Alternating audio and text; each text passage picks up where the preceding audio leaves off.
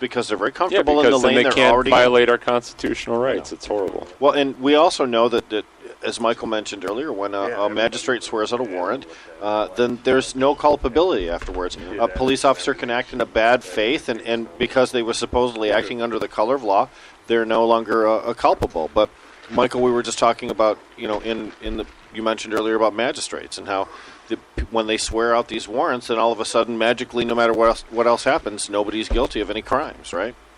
So this is how easy that has been made for law enforcement to execute their job without any consequence.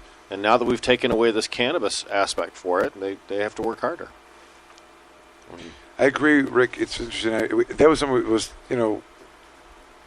I think for a long time was it was overlooked. What I wanted to return to what you were saying was that the opposition, part of it is that it's an admission that they've been wrong all these years, right? So it's just a total eat crow kind of thing. Embrace it. Right. And as philosophic, I think, and I think, I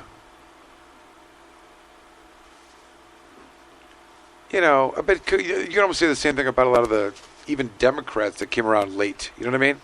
Like, it's almost obligatory now. If you're a Democrat, you have to say something pro-cannabis. You can almost not get elected as a Dem if you don't have some kind of green in your blood a little bit. And that's why sometimes we have to be cautious about who we elect, because oftentimes those claims are hollow. Exactly. Right? Exactly. That's why Dana's so damn That's what real. That's why no one else so really matters. real. Like you can all say it. You know that it's the popular thing to do. We talked about how the the National Attorney General's Association platform that they sent out included being in support of legalization in various states. The Attorney Generals is kind of extreme, but nonetheless, we don't know what's going to happen with that. That's about it. All right, so do we want to jump into some news and stuff, or should we get some continuation? My point is this: I didn't really. My point is not. Maybe it was me, but the reduction in policing. What I'm saying is, the trend going to be that fewer police officers are needed because there are going to be fewer need to 40. Let's say it's true. That 40%, 30% of the dockets in the district courts that arise out of the courts will be ticketing. Impacted in a significant way, so and they should prepare themselves. And what I'm saying is, should they be preparing themselves? And is the solution that we go to a sheriff law, a sheriff law that. No, the solution is we keep our police on the street to protect the people, become part of the community. Sharif don't like it. And that the damn courts shrink. That's exactly what should happen. But I see where you're going less with this. Police, less courts? Will this take it to where communities can get rid of their police departments and just rely on the sheriff's department to... Maybe. In a lot of areas in Michigan, probably. It's worked out really or well have for a smaller department. In Mount Clemens, generally in southeastern Michigan.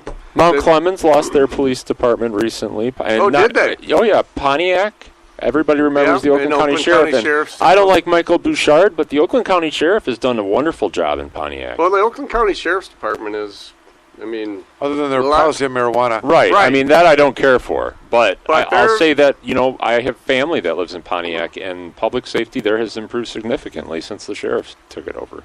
I can believe that to be true. The same thing happened in Mount Clemens. The exact same thing. Macomb County Sheriff came in, took it over, public safety improved. I didn't know Mount Clemens lost their department. Yep. We heard some of the horror stories of the local police departments in some of these towns. Inkster was a problem. I know they don't have one now. Oh man, there's some terrible. They kept on getting sued. There was the one cop. Right, he went to prison. One of my friends, one of our old patients at Third Coast, was one of the people who sued him. Actually. Oh really? Yeah. I'm saying that's what happens when you get less money, like they're hiring. But and your service level is going to go down. Whereas that's right, exactly. But in a lot of these local agencies, the service level isn't for shit anyway. That's right. At Canton, and I can say a lot of good things about where I used to work. But one of the really good things we did, we went to everything. If somebody called us and their cat was up a tree and they were upset about it and they needed some help getting it out, we would go. If I know Michael was commenting about how the Bloomfield police go over to his parents and help them out with different Yeah, obviously, don't call the parents. Don't call the police, but. But they like doing it. They don't have any other activities, but it's one of the services. It's like, yeah, I agree. So in communities where now these cops, you don't have this marijuana caseload anymore. Let's go out and help people in the community. It's not always about going out and arresting everybody you possibly can. Be there to help people. Well, but my point is we had a high level of service at Canton. We would go to everything. Now, out where I live, some places, unless they're going to make some money off it, are going to be inclined to show up, is what you're saying. Right. And jurisdiction I live in is covered by Livingston County. They hardly come out for anything. Mm-hmm. I mean, it's probably one of those departments where if you tell them, somebody's car's getting broken into, I'm sure they'd respond. But if you told them there was a smell of marijuana in the air, they'd probably get there in 5. Lickety split. Yeah. So they love the weed. Well, first of all, the point you made of the elderly wanting to call the police, the community wanting to call the police, there's a lot of disparity across the state. You know what I mean? Like, not every community, independent of age, may consider that. And what I mean by that is, whether that's a goal, and that's a goal, and the police should strive for that. Right now, people don't want the police. I mean, when I heard they don't want to call the police. When I heard that, I'm like, that may be a mistake, because number one is, there's no reason that no one should have to think that it's a mistake. But and then the people we're talking about should I don't think have anything to hide. Not that a patient or caregiver, excuse me, or anyone would. But if you don't call the police, the risk of some kind of negative police encounter is not existent. If you call them, who knows what can or cannot. I think if you call them, you have a good chance that it's going to be a negative police encounter. That's just the way it goes. It shouldn't be that way. And no, it should not. And one of the things that it was a trend that I saw erupt in my years early on in practice is the issuance of like bills for recovery of costs and expenses for arresting you, coming to your house, getting your cat out of the tree, rescuing you from the lake, rescuing your dog from the lake, doing a breathalyzer test on you. They would set, and the judges were ordering costs for a long period of time. Normal course of business. That reminds me, Mike, there's a Supreme Court case that has happened or is going to happen that's going to make a decision on whether some court costs are illegal tax, amounts to an illegal tax or something. I was suggesting that before. This issue is commonly being litigated over and over again. To what extent are the courts allowed to impose their own fines? Is it statutory? Are there other types of... Yes. So it's should there be continuity? Can they cover their own stuff?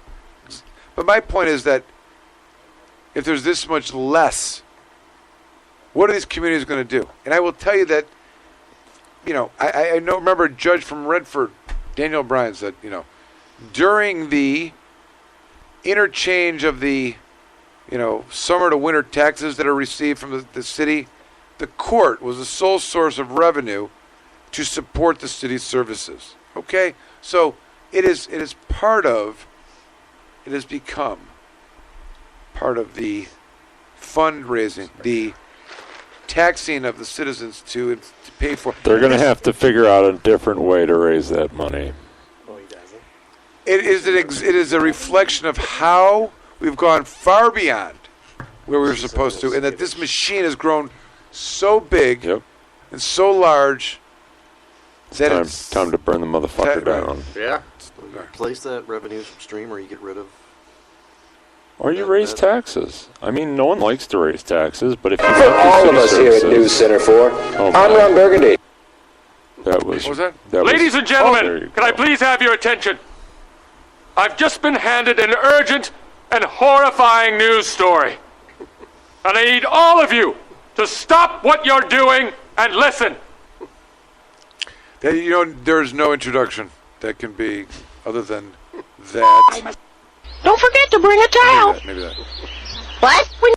All right. Without further ado, please, we're getting excited. We get the news tonight from the one and only champ of all news production here. I don't bring a towel. I bring a fucking blanket. That's exactly. When you get out of the water, you need to dry off right away to avoid catching a cold. That's why Tally says, don't forget to bring a towel. Okay. Thanks, Tally. You want to get high? All right, without further ado, Rick Thompson. Yes, Towley, I do. This is the Cannabis News. I'm Rick Thompson. Thanks for that unique introduction, Michael. Hey, let's talk about some Michigan news straight off the bat. 40 newly licensed medical marijuana dispensaries around the state are facing a shortage. A shortage of what? Of cannabis from licensed growers. That means some may have to shut their doors until spring. Michigan so far has only licensed 12 marijuana growers. From the time of planting to usable product takes between 4 to 6 months. And since those growers didn't get started licensing until August, an abundant supply of cannabis from them won't be available until next year. This could create hardships for both patients as well as for business owners and their employees. Under new state rules, once dispensaries get their licenses, they have to buy from licensed growers, can only sell marijuana grown by caregivers for a 30-day period after licensing. Anything left after the 30-day window is supposed to be destroyed. Well, after talking about that, let's go to some happier topics. Let's talk about New Jersey, New Jersey is talking about cannabis, but they're inspired by Michigan. Voters in Michigan legalized cannabis with the passage of Proposition 1. The question was, what does that mean for New Jersey? There's not a direct impact, according to New Jersey Times, but it could provide new insight. Michigan will become the closest point of comparison to the Garden State when it comes to legal cannabis. We have a population of about 9.9 million, with the 10th most populous state in the country. Jersey, with an estimated population just over 9 million, is number 11. And Michigan will likely be the only state with legal cannabis in the Midwest for the near future, meaning any would-be marijuana users in Chicago and Cleveland would only have to drive a couple hours to the Michigan borders to buy or consume legal cannabis. And if New Jersey beats out its neighbors Pennsylvania and New York, that could make the Garden State the go-to destination for legal cannabis in the Midwest. The passage of our bill in Michigan is creating buzz around Indiana also. The Indy Star reports voters voted in favor of Proposal 1, and cannabis has been legal for medical use in Michigan since 2008.